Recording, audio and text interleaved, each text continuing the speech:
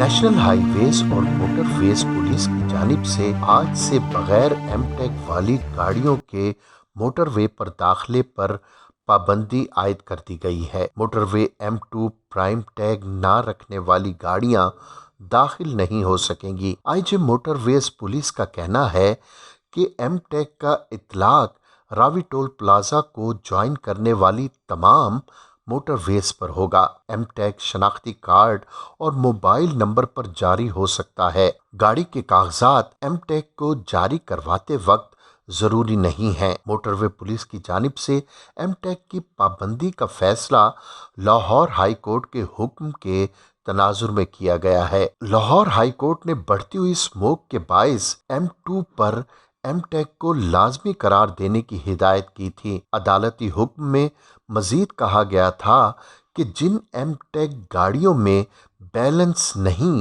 انہیں بھی داخل نہ ہونے دیا جائے۔ شہر میں ایم ٹیگ کے بوتھ بڑھائے جائیں۔ 7 دسمبر کے بعد موٹر وے پر صرف ایم ٹیگ والی گاڑیاں ہی چلیں گی۔ ایک غیر ملکی جریدے نے حال ہی میں سب سے زیادہ تنخواہ پانے والے صدور اور وزرائے اعظم کی تنخواہوں پر مبنی ایک رپورٹ جاری کی ہے۔ رپورٹ کے مطابق ان رہنماؤں کی تنخواہیں $2 لاکھ سالانہ سے $16 لاکھ سالانہ ہیں۔ USA ٹوڈے کی رپورٹ کے مطابق اکثر ممالک میں رہنماؤں نے معاشی استحکام میں اپنا حصہ ڈالا۔ نامور صحافی صہیب مرغوب اپنی ایک رپورٹ میں لکھتے ہیں، لیکن کچھ کمزور ممالک کے رہنما بھی زیادہ تنخواہیں لے اڑے۔ تنخواہوں اور اخراجات کا تجزیہ کرتے وقت عالمی مالیاتی فنڈز اور CIA کے ڈیٹا کو بھی استعمال کیا گیا ہے۔ سب سے زیادہ تنخواہ لینے والے رہنما سنگاپور کے وزیر اعظم لی جینگ لونگ ہیں۔ سنگاپور کی سالانہ فی کس آمدنی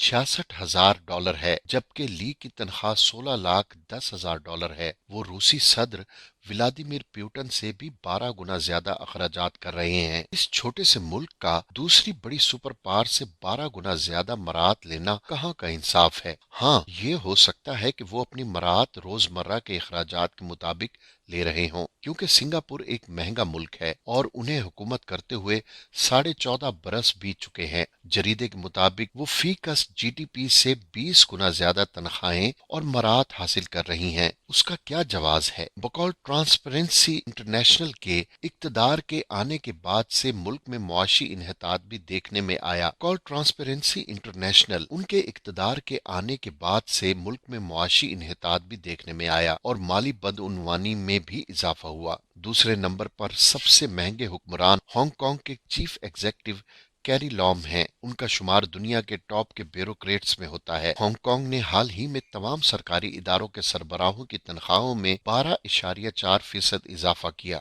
وہ بھی اس اضافے سے مستفید ہوئے۔ سالانہ تنخواہ اور مراعات $5.68 لاکھ ہے اور یہ بھی فی کس آمدنی GDP سے 57 گنا زیادہ ہے۔ ان کے اقتدار کو 2.25 سال ہو چکے ہیں۔ سوئس کنفیڈریشن کے صدر اولی موور کی سالانہ تنخواہ اور مراعات $4.83 لاکھ ہے، جبکہ سوئٹزرلینڈ کی فی کس GDP $56,000 سے کچھ زیادہ ہے۔ وہ بھی دیگر صنعتی ممالک کے مقابلے میں کہیں زیادہ تنخواہ اور مراعات لے رہے ہیں، جبکہ 36 سے زیادہ ترقی یافتہ ممالک کی فہرست میں ان کا نمبر بہت اوپر ہے۔ انہیں یہ تنخواہ انجوائے کرتے ہوئے ابھی 3 مہینے گزرے ہیں۔ چوتھے نمبر پر سب سے زیادہ تنخواہ پانے والے کوئی اور نہیں، بہت ہی مشہور شخص ڈونلڈ ٹرمپ ہیں۔ ان کی سالانہ تنخواہ پورے $4 لاکھ ہے، جبکہ امریکہ کی سالانہ فی کس آمدنی $55,000 کے لگ بھگ ہے۔ امریکی عوام کی یہ خوش قسمتی ہے کہ انہیں ڈونلڈ ٹرمپ جیسا سخی حکمران ملا، کیونکہ انہوں نے اقتدار سنبھالنے کے بعد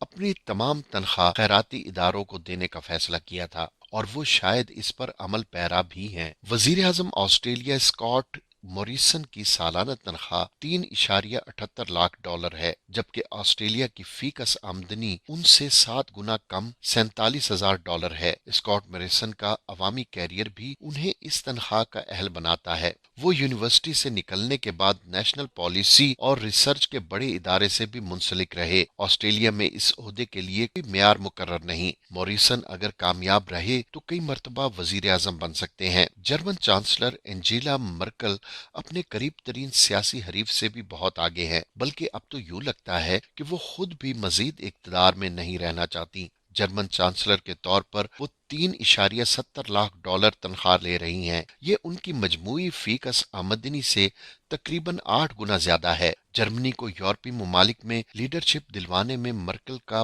बहुत हाथ है और वो 2005 से इस ताकतवर मनसब पर फाइज हैं। 7वें नंबर पर न्यूजीलैंड की वजीर आजम जेसिका आर्डर्न हैं। वो अपने अवाम से मजमुई तौर पर 20 गुना ज्यादा तनख्वाह ले रही हैं। न्यूजीलैंड की फीकस आमदनी $35,000 से फीकस ज्यादा है, जबकि वजीर आजम जेसिका की तनख्वाह $3.40 लाख है। ज्यादा तनख्वाह पाने वालों में एक इस्लामी मुल्क के सरबराह मोहम्मद ओवल्द बिलाल भी शामिल हैं। उनकी तनख्वाह 3.15 लाख सालाना से ज्यादा है। सी पैक को मोरितानिया में लाकर उन्होंने मईशत को मजबूत बुनियादों पर उस्तवार किया है। मोरितानिया की फीकस सालाना आमदनी $3700 है, ताहम उन्होंने इसी बरस इक्तदार संभाला है। ऑस्ट्रेलिया के चांसलर की सालाना तनख्वाह $3.29 लाख से कुछ कम है, जबकि मुल्क की फीकस आमदनी $45,000 से कुछ ज्यादा है। चांसलर सेबास्टियान अर्स को दुनिया के कम उम्र तरीन हुक्मरानों में शुमार किया जाता है। आलमी मंजरनामे में वो शायद कम उम्र तरीन सरबराह है। 22 बरस की उम्र में हुक्मरान पार्टी के चेयरमैन बने। दुनिया की ताकतवर तरीन मैशतों में लक्समबर्ग भी शामिल है। वजीर आजम लक्समबर्ग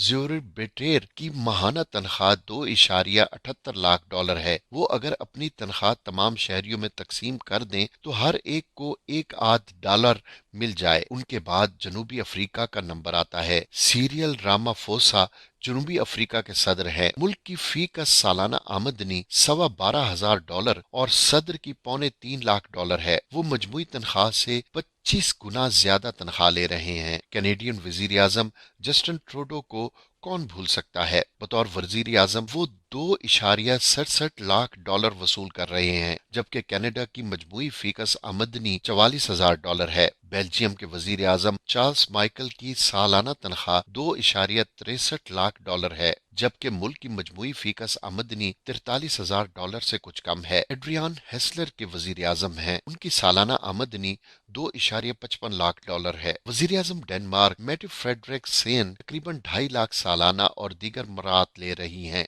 जबकि डेनमार्क की फीकस आमदनी $46,000 के करीब है। ताहम डेनमार्क की मलका की तनख्वाह और मरात 1 करोड़ 35 लाख के करीब है।